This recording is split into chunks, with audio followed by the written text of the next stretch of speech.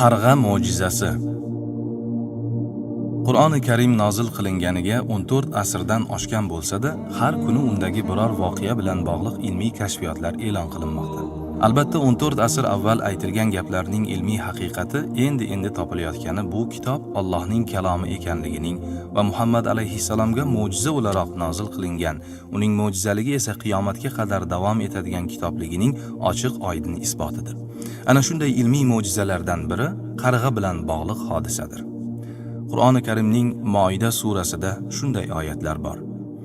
Ularga odamning ikki o'g'li Qobil va Hobil haqidagi xabarni haqiqati bilan o'qib bering.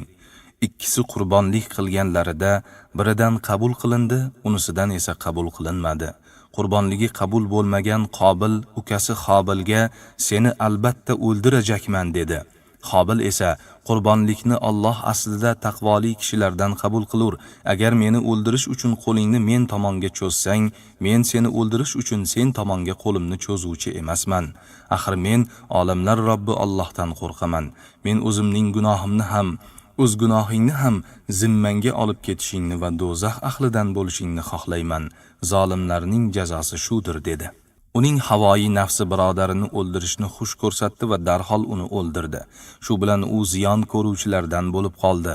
Shundan so'ng Alloh unga birodari murdasini qanday ko'mishni ko'rsatish uchun yerni kavlovchi bir qarg'ani yubordi.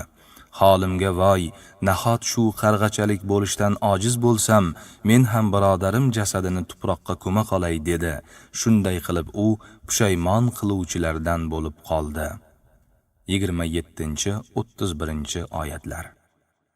Yer yuzidagi ilk jinoyat insonni o'ldirish, qotillik bo'lib, Odam alayhissalomning ikki o'g'illari o'rtasida sodir bo'lgan.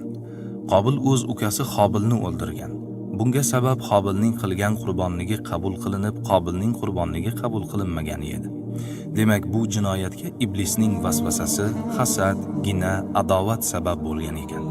Mana shunda Alloh taolo Qobilga o'z ukasini qanday dafn etishni o'rgatishi uchun qarg'ani yuboradi.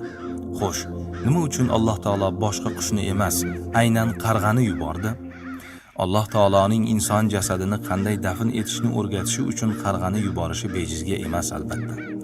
Qur'ondagi ushbu mo'jizani zamonaviy ilm-fan yaqindagina isbot qildi. Biologiya va zoologiya fan mutaxassislarining ta'kidlashlaricha, qarg'a qushlar orasidagi eng ziyrak va shu bilan birga eng makkor qush ekan. Bunga sabab qarg'aning miyasi boshqa qushlar miyasiga nisbatan kattaroq hajmga ega ekanligidir. Soha mutaxassislarining aytishicha, boshqa qushlardan farqli o'laroq, qarg'alar oilasida o'ziga xos sud, mahkama jarayoni bor ekan. Bu mahkamada oila va jamoa nizomiga bo'ysunmagan axloqsiz qarg'a sud qilinadi. Qizig'i shundaki, bu sud Allohning marhamati bilan adolat asosida olib boriladi. Qarg'alar jamoasida har bir jinoyat uchun muayyan jazo belgilangan. Masalan, biror qarg'aning yosh polaponi og'zidagi luqmasini tortib olgan qarg'aga sud tomonidan o'sha qarg'a to ucholmaydigan bo'lib qolgunicha bitta qo'ymay patlarini yulish jazosi tayinlanadi. Jabrlangan tomon jinoyatchi qarg'aning patlarini shu qadar yulib tashlashadiki, natijada jinoyatchining o'zi ham haligi polapon kabi ucholmaydigan zaif bo'lib qoladi. Qarg'alar inini zolimlarcha egallab olgan yoki uni buzgan qarg'aga adolatli sud tomonidan jabrlangan qarg'a uchun yangi in qurib berish vazifasi yuklatiladi. Boshqa qarg'aning urg'ochisiga tajovuz qilgan, tegajog'lik qilgan qarg'a o'limga mahkum etiladi. Urg'ochi qarg'aning qarindoshlari jinoyatchi qarg'ani tumshuqlari bilan to o'lgunicha urib cho'qishadi. Qarg'alar mahkamasi odatda birorta ekinzor dalada yoki kengroq maydonda olib boriladi. Avvaliga mahkama hay'ati a'zolari belgilangan joyga kelishadi va shundan keyin ayblanuvchi qarg'a qo'riqchilar hamrohligida va qattiq nazorat ostida maydonga keltiriladi. Sud boshlanganda aybdor qarg'a boshini quyi solib, qanotlarini tushirib, aybini tan olgani uchun qag'illamay jim turadi. Agar mahkama tomonidan jinoyatchi qarg'aga o'lim jazosi tayinlansa, hamma qarg'alar uni o'tkir tumshuqlari bilan cho'qib, urib o'ldirishadi.